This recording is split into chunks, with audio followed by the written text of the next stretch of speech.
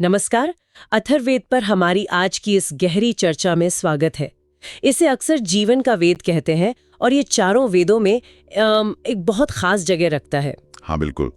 जहाँ हम देखते हैं कि ऋग्वेद, यजुर्वेद, सामवेद, जिन्हें त्रयी विद्या भी कहते हैं, वो ज्यादातर यज्ञों और ब्रह्मांडीय शक्तियों पर केंद्रित हैं। वहीं अथर्ववेद सीधा हमारे रोजमर्रा के जीवन से जुड़ जाता है ना? एकदम रोजमर्रा के ताने बाने से। इसीलिए तो इसे जन जन का वेद भी कहा जाता है। अच्छा, इसमें वो सब है जो आम इंसान चाहता है, जैसे स्वास्थ्य, लंबी उम्र। हाँ, परिवार में प्यार, व्यापार में सफलता, बीमारियों से मुक्ति, यहाँ तक कि राष्ट्र की सुरक्षा जैसी चीजें भी। इन सब के लिए प्रार्थनाएं हैं, मंत्र हैं। और इसकी ये जो खासियत है वो इसके दो नामों में भी दिखती है, मैंने पढ़ा था। एक तो भैषज वेद। जी हाँ, भैषज वेद, क्योंकि इसमें इलाज, औषधियों पर बहुत जोर है। और दूसरा ब्रह्मवेद। ब्रह्मवेद यानी परम सत्य का वेद। तो ये दवाइयों की भी बात करता है और ब्रह्म की भी। बिल्कुल, ये दिखाता है कि आध्यात्मिक और सांसारिक जीवन ये कोई दो अलग अलग खाने नहीं हैं, ये एक ही चीज के दो पहलू हैं। ये बात बहुत गहरी है।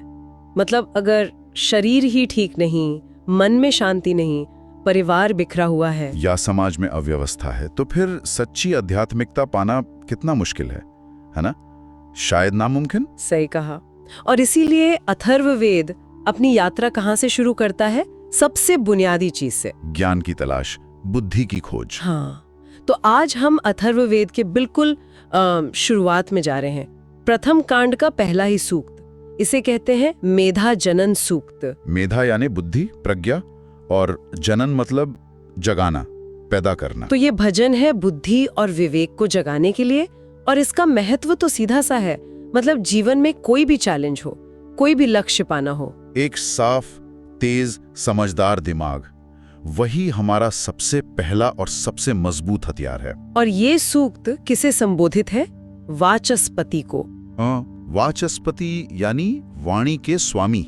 वैदिक सोच में वाक यानी वाणी वो सिर्फ बोलने का साधन नहीं है, वो एक क्रिएटिव फोर्स है ना, जिसने अनदेखे को रूप दिया। बिल्कुल। तो आज हम इसी शक्तिशाली सूक्त के श्लोकों को बहुत ध्यान से, धीरे धीरे और साफ साफ सुनेंगे, उनके उच्चारण पर गौर करेंगे और फिर उनके गहरे अर्थों में उतरने की कोशिश करेंगे। तो चलिए, पहला श्लोक। इसे महान ऋषि अथर्वा की रचना माना जाता है। मैं इसका उच्चारण करता हूँ, ध्यान से सुनिए। ये त्रिशप्तः पर्यन्ति विश्वारूपाणी बिभ्रतः वाचस्पतिर्बलत् तेषां तन्वो अद्य दधातु में। एक थोड़ा रुक कर, हाँ, बहुत स्पष्ट उच्चारण। हाँ। अब इसका अर्थ क्या है? हाँ, तो इसका अर्थ है वो तीन सात जो सारे ब्रह्मांड में घूम रहे हैं, हर तरह के रूप और आकार धारण करते हुए। हे वाचस्पति, वाणी के स्वामी, आज मुझे वो बल, वो शक्ति प्रदान करें जो उनके शरीरों में, उनके स्वरूपों में मौजूद है। तीन सात, त्रिशब्द, ये सुनने में थोड़ा रहस्यमयी है। क्या मतलब हो सकता है इसका त्रिशब्द? हाँ, ये वाकई एक गहरी अवधारणा है।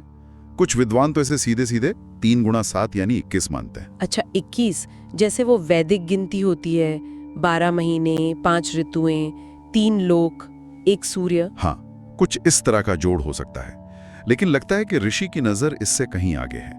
त्रिशब्द शायद ब्रह्मांड को बनाने वाले वो जो फंडामेंटल बिल्डिंग ब्लॉक्स होते हैं ना, मूल तत्व। हाँ, मूल तत्व, उनका प्रतीक है। जैसे आप सोचिए, 3 लोक, पृथ्वी, अंतरिक्ष, स्वर्ग, और 7 स्तर, भूर, भुवः, स्व, मह, जना, तपा, सत्यम। ओ अच्छा। या फिर वो 3 गुण और 7 धातुएं। बिल्कुल, सत्व, रजस, तमस, और शरीर की 7 धातुएं, रस, रक्त, मांस, मेद, अस्थि, मज्जा, शुक्र। या फिर 3 मुख्य देवता और 7 महान ऋषि।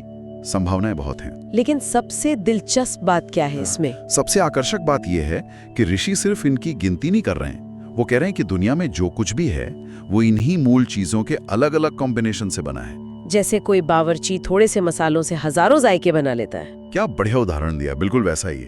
ऋषि यहाँ उस ब्रह्मांडीय बावर्ची वाचस्पति से उन मूल मसालों का राज मांग रहे हैं, उनकी असली ताकत मांग रहे हैं। मतलब ये सिर्फ जानकारी नहीं मांग रहे। नहीं, ये उस बुनियादी शक्ति के लिए प्रार्थना है जिसने पूरे ब्रह्मांड को जानदार बनाया है। वो मास्टर रेसिपी पाने की इच्छा है जिससे सब कुछ बनता है। वाह, ये नजरिया तो कमाल का है। सिर्फ जानना नहीं, बल्कि उस बनाने वाली शक्ति को ही अपने अंदर उतार लेना। ये वाकई ज्ञान की गहरी प्यास है। चलिए अब दूसरे श्लोक की तरफ बढ़ते हैं, इसका उच्चारण आप करेंगे। जी, दूसरा श्लोक है पुनरेहि वाचस्पते देवेन मनसा सहा वसोष्पते निर्रमया मय्ये वास्तु महिश्रुतम। 2।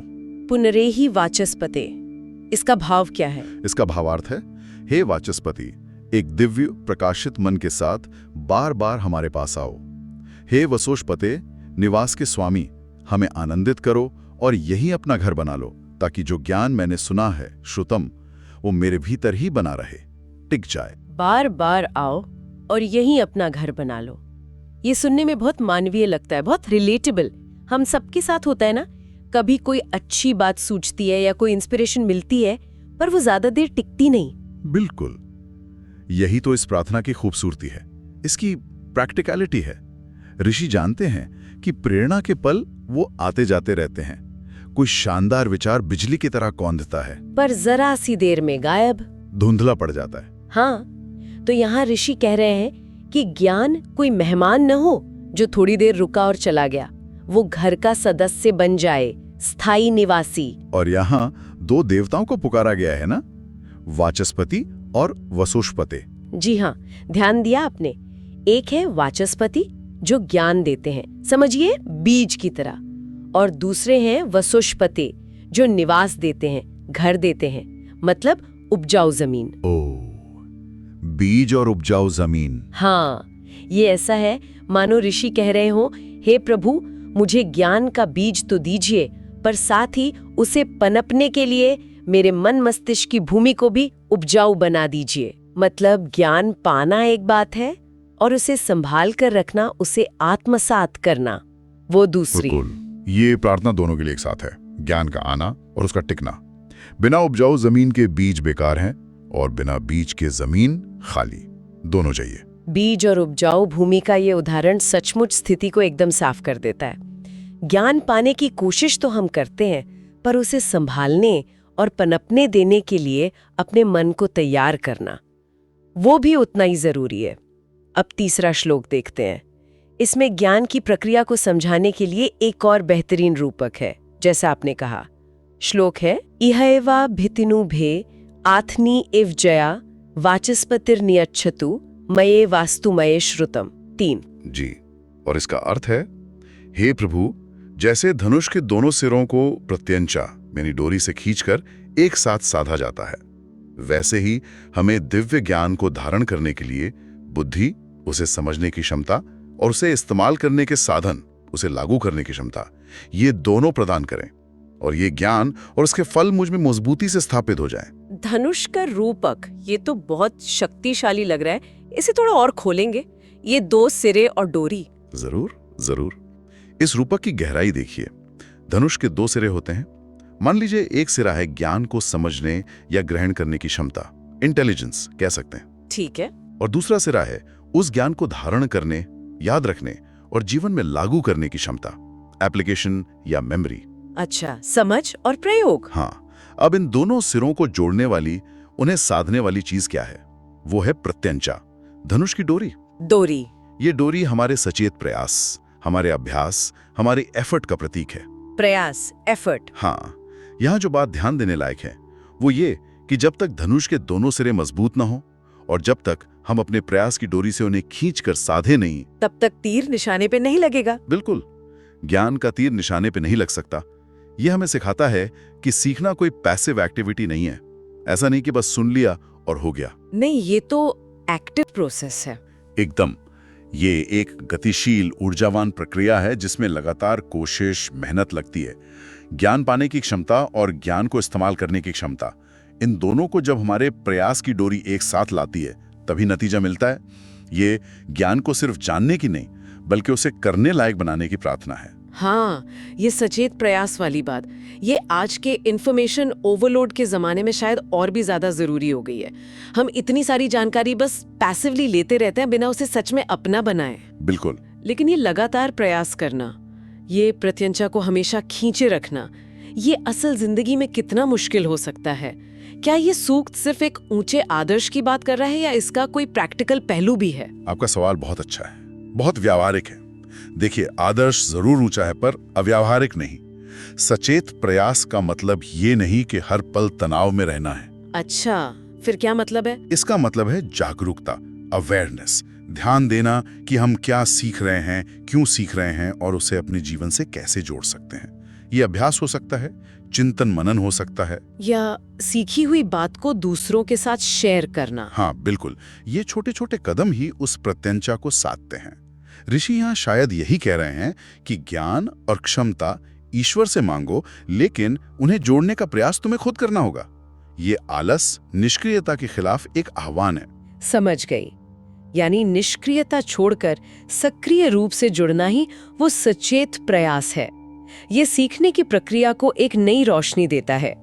अब हम इस सूक्त के अंतिम चौथे श्लोक पर आते हैं। जी, चौथा श्लोक। इसका उच्चारण है उपुहूतो वाचस्पतिर उपासमान वाचस्पतिर हुवैताम समश्रुतेन गमेमहि मा श्रुतेन विराधिशील। 4। थोड़ा रुककर इसका अर्थ क्या हुआ? इसका अर्थ है, हमने आपको पुकारा है हे वाचस्पति, और आप भी बदले में हमें अपने पास बुलाएं। हम सुने हुए दिव्य ज्ञान के साथ हमेशा जुड़े रहें, एक रहें, और हम कभी भी उससे अलग ना हो, उससे बिछुड़े नहीं। आप भी हमें अपने पास बुलाएं। इसमें एक गहरी विनम्रता का भाव है ना? जैसे हम तो पुकार रहे हैं, पर आपकी कृपा भी चाहिए, आपकी तरफ से भी बुलावा आना चाहिए। बिल्कुल सही पकड़ा आपने। ये सूक्त का समापन इसी विनम्रता और पात्रता के भाव के साथ होता है। ऋषि ये मान रहे हैं कि दिव्य ज्ञान कोई ऐसी चीज नहीं जिसे हम अपनी अकाड़ या जबरदस्ती से पा सकते हैं। तो हम क्या कर सकते हैं? हम खुद को तैयार कर सकते हैं, अपने मन और दिल के बर्तन को साफ और खाली कर सकते हैं, उसे ग्रहण करने लायक बना सकते हैं। ये हमारा प्रयास है, लेकिन अंतिम उपहार, वो ज्ञान का झरना, वो तो कृपा से ही मिलता है। हाँ, वो कृपा से ही मिलता है।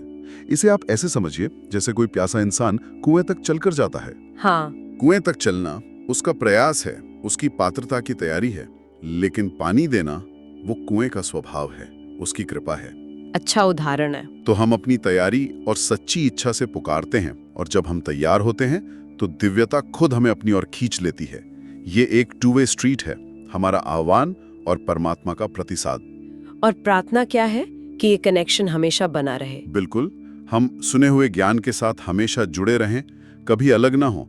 ये कितनी गहरी इच्छा है ज्ञान के साथ एक हो जाने की। ये वाकई विनम्रता और प्रयास के संतुलन का एक गहरा संदेश है। ये नहीं कि बस हाथ पर हाथ धरे बैठे रहें कृपा के इंतजार में। और ये भी नहीं कि सिर्फ अपनी मेहनत के बल पर सब कुछ पा लेने का अहंकार पाल लें। हाँ, दोनों का संगम जरूरी है। बिल्कुल। तो आज हमने मेधा जनन सूक्त के इन 4 श्लोकों को सुना, उनके उच्चारण पर ध्यान दिया और उनके गहरे अर्थों को समझने की कोशिश की। ये सूक्त सचमुच अथर्ववेद के आगे आने वाले सभी विषयों की नींव रखता है ना? चाहे वो अच्छा स्वास्थ्य हो, समृद्धि हो, रिश्तों में मिठास हो या सुरक्षा हो। एकदम सही। उन सब के मूल में एक जागृत विवेकशील बुद्धि ही तो है। इस सूक्त का सार यही है कि ये सिर्फ जानकारी या फैक्ट्स इकट्ठा करने की प्रार्थना नहीं है। ये फैक्ट्स की बात नहीं है। नहीं, ये उस गहरी समझ, उस विवेक को पाने की पुकार है जो हमारे होने का, हमारे वजूद का हिस्सा बन जाए। ये सिर्फ जानने, नोइंग के लिए नहीं, बल्कि वैसा बनने के लिए प्रार्थना है। जानना नहीं, बनना। हाँ, अथर्ववेद जिन भी व्यवहारिक चीजों की बात करता है, अच्छा स्वास्थ्य, धन दौलत, सामाजिक सद्भाव, ये सब आखिर में कहाँ से आते हैं? कहाँ से? ये एक साफ, तेज और खुले हुए मन से ही उपजते हैं। जब मन शांत और स्पष्ट हो, बुद्धि पैनी हो और दिल खुला हो, तभी तो हम जीवन की चुनौतियों का ठीक से सामना कर पाएंगे और मौकों का सही फायदा उठा पाएंगे। और इसी बिंदु पर हम अपने श्रोताओं के लिए एक विचार छोड़ जाते हैं। हाँ, एक सवाल जो इस चर्चा से उभरता है, खासकर दूसरे श्लोक के संदर्भ में, जहां ज्ञान को स्थायी निवासी बनाने की बात हुई थी। हाँ, वो बीज और उपजाऊ भूमि वाला उदाहरण। बिल्कुल। तो सवाल यह है कि व्यक्ति अपने अंदर वो उपजाऊ भूमि कैसे तैयार करे? हम सक्रिय रूप से ऐसा क्या कर सकते हैं कि जो ज्ञान या प्रेरणा हमें मिलती है वो सिर्फ एक क्षणिक मेहमान बनकर न रह जाए, बल्कि हमारे अंदर सचमुच जड़ें जमा ले, हमारे सोचने और जीने का तरीका बन जाए। इस पर सोचना शायद इस सूक्त के सार को अपने जीवन में उतारने की दिशा में पहला कदम हो सकता है। वो कौन से तरीके हैं जिनसे हम अपने मन को ज्ञान के लिए ज्यादा ग्रहणशील और धारण करने योग्य बना सकते हैं? इस सवाल पर मनन करना ही शायद वो सचेत प्रयास है जिसकी बात तीसरे श्लोक में की गई थी, अपने अंदर झांकने का प्रयास।